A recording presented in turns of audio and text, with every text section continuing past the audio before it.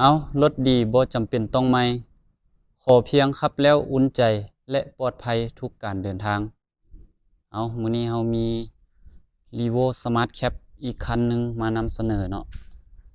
รถยังใหม่เนาะถึงว่าเป็นรถมือสองแต่ก็ว่าเป็นรถที่ยังใหม่หลายเนาะก็คือ Revo Smart Cap เกียร์กระปุก4 Win คันนี้เนาะปี2022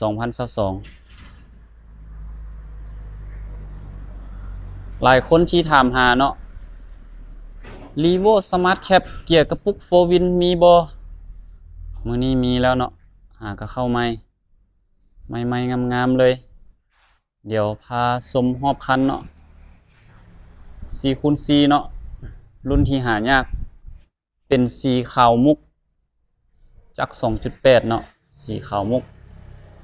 กระบะยังเดิมๆงามๆบ่มีรอยขูดขีดบ่มีรอยเจาะหูเจาะหัวเจาะหาวเนาะยังงามๆเดี๋ยวพาชมรอบคันเลยแม็กก็ได้เป็นแม็กออฟโรดเนาะแม็กออฟโรดแล้วก็ยางใหม่เนาะยางปี2025เนาะยางนี้จะได้เป็นยางปี2025เนาะกับแม็กออฟโรดงามๆแบบนี้เนาะ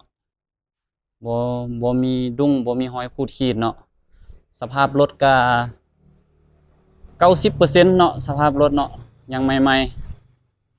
เอาอันนี้แม่นภายนอกเนาะเดี๋ยวพาชมภายใน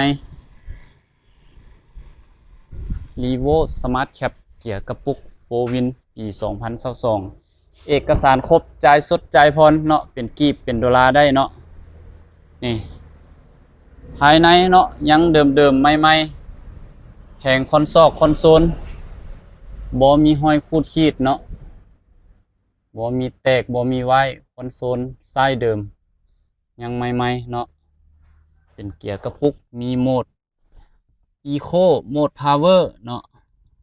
พร้อมกับปุ่ม4 Win เนาะรุ่นนี้มันเข้าเป็นระบบไฟฟ้าแล้วเนาะพร้อมกับพวงมาลัยมัลติฟังก์ชันคันนี้หาแลนแต่เบิ่งเข็มไม้เนาะแลนเพียงแต่ 40,000 เนาะ 40,000 กับ 1 กิโลเมตรเนาะถือว่ายังไม่หลายเดิมๆงามๆเป็นเบาะหนังเนาะทางหน้าเป็นเบาะหนังหุ้มมาแต่โรงงานเรียบร้อยแล้วห้องแคปก็กว้างขวางเนาะ